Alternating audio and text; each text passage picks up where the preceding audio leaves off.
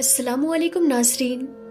प्यारे नाज़रीन, आज की इस वीडियो में हम बात करने वाले हैं ऐसे 9 लोगों के बारे में जो अगर रमज़ान के महीने में रोज़े ना रखें तो उनको कोई गुनाह नहीं होगा। यानी कि इन 9 लोगों को रमज़ान के महीने में रोज़ा ना रखने की छूट है। इसलिए आज की हमारी ये वीडियो आप सभी के लिए बहुत ही ख़ास है। अगर आप इन 9 लोगों के बारे में जानना चाहते हैं तो आप हमारी इस वीडियो को आखिर तक ज़रूर देखें और मेहरबानी करके इस वीडियो को सवाब की नीयत से शेयर भी कर दें ताकि रमज़ान के महीने तक सभी मुसलमान भाई बहनों तक ये वीडियो पहुंच जाए। तो चलिए नाज़रीन, वीडियो को शुरू करते हैं। नाज़रीन, रमज़ान शरीफ मुसलमानों के लिए अल्लाह ताला का एक नायाब तोहफ़ा है। अगर आप भी इस बात को मानते हैं तो आप इस वीडियो को एक लाइक ज़रूर कर दें। प्यारे नाज़रीन, याद रखिए हर मुसलमान मर्द और औरत जो बालिग हो और अपने होशो हवास में हो उस पर रमज़ान के रोज़े फ़र्ज़ हैं।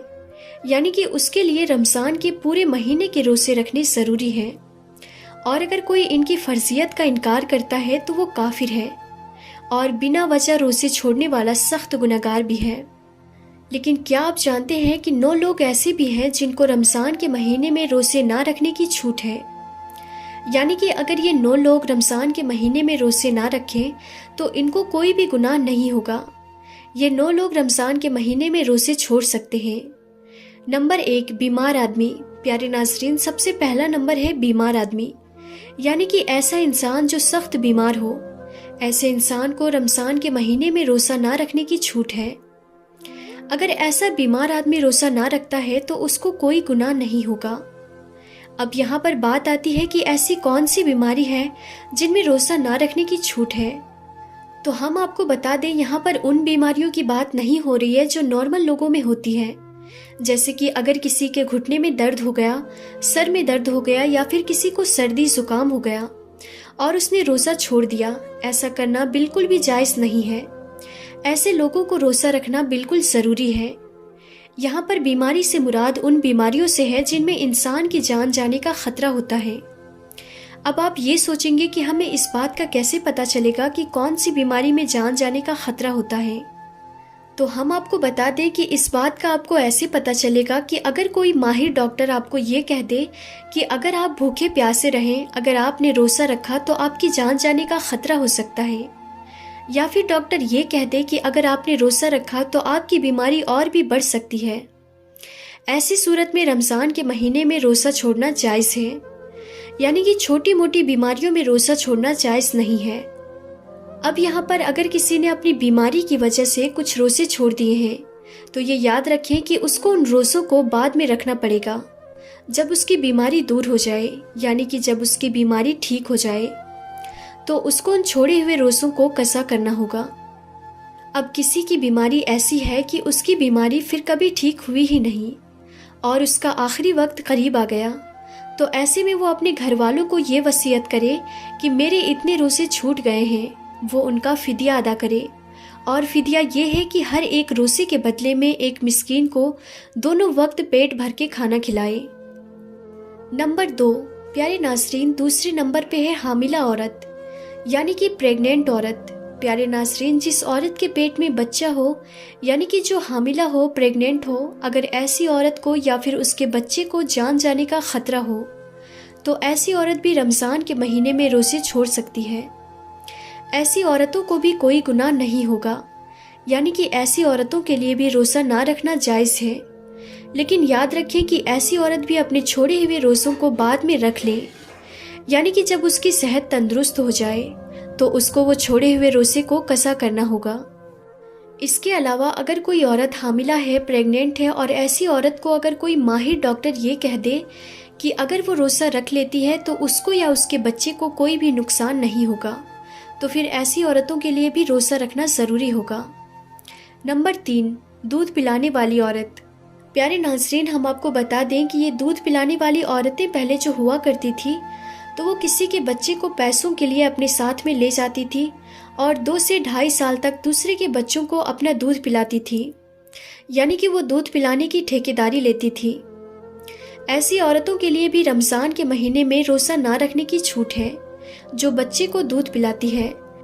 मगर ये सिलसिला आज के ज़माने में तो रहा नहीं।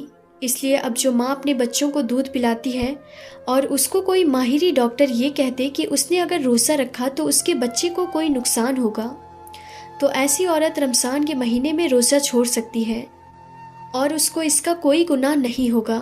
لیکن ایسی عورتوں کو بھی چاہیے کہ وہ بعد میں اپنے چھوڑے ہوئے روزوں کو قضا کر لے۔ نمبر 4، پیارے ناظرین، چوتھا شخص وہ ہے جو اپنے بڑھاپے کی وجہ سے اپنی عمر کے آخری پڑاؤ میں پہنچ گیا ہو، یعنی کہ اپنی عمر کے بڑھاپے میں پہنچ گیا ہو۔ اگر کوئی شخص اتنا زیادہ بوڑھا ہو گیا ہو کہ وہ اپنی بڑھاپے کی وجہ سے اپنی جگہ سے اٹھ بھی نہیں سکتا اور بیٹھ بھی نہیں سکتا، اگر کوئی شخص اپنے بڑھاپے کی وجہ سے اتنا زیادہ کمزور ہو چکا ہے کہ اس میں روزہ رکھنے کی بالکل بھی طاقت نہ بچی ہو، تو ایسا شخص بھی اگر رمضان کے مہینے میں روزہ نہ رکھے گا تو اس کو کوئی گناہ نہیں ہوگا، یعنی کہ ایسے بوڑھے شخص کے لیے بھی روزہ چھوڑ دینا جائز ہے۔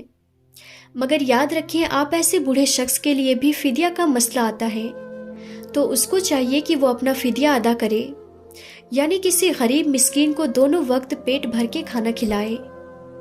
نمبر 5، حیض یا نفاس والی عورت۔ پیارے ناظرین، حیض اور نفاس کے بارے میں تو آپ سبھی لوگ جانتے ہی ہوں گے۔ حیض کہتے ہیں جو ہر مہینے عورتوں کے پیریڈز آتے ہیں، اور نفاس کہتے ہیں بچہ جننے کے بعد میں جو خون نکلتا ہے۔ ایسی عورتوں کے لیے بھی رمضان کے مہینے میں روزہ نہ رکھنے کی چھوٹ ہے، یعنی کہ ان عورتوں کا بھی روزہ رمضان میں رکھنا جائز نہیں ہے۔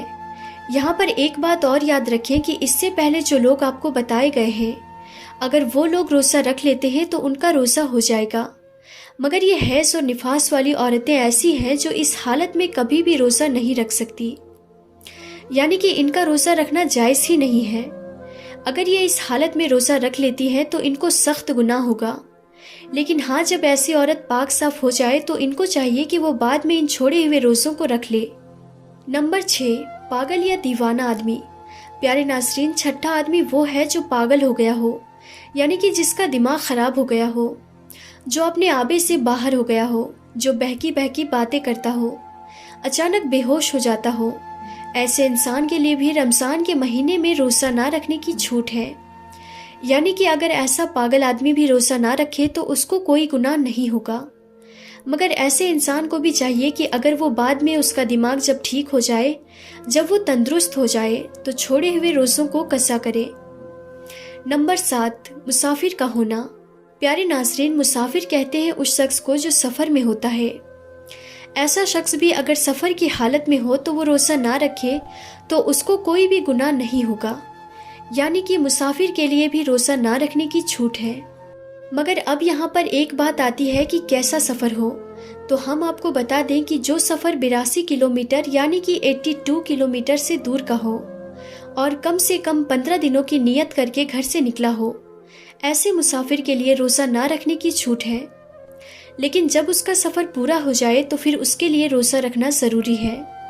یہاں پر ایک بات اور یاد رکھیں کہ اگر کوئی شخص سفر کی حالت میں ہے، اگر وہ یہ کہہ دے میں تو روزہ رکھوں گا، میرا سفر تو آرام کا ہے، تو یاد رکھیں ایسا انسان بھی سفر کی حالت میں روزہ رکھ سکتا ہے، اس کا روزہ ہو جائے گا، اور بہتر بھی یہی ہے کہ اگر سفر آرام کا ہو تو روزہ رکھ لینا چاہیے، لیکن اگر نہ بھی رکھے تو کوئی گناہ نہیں ہوگا۔ نمبر 8، جس کی جان جانے کا خطرہ ہو۔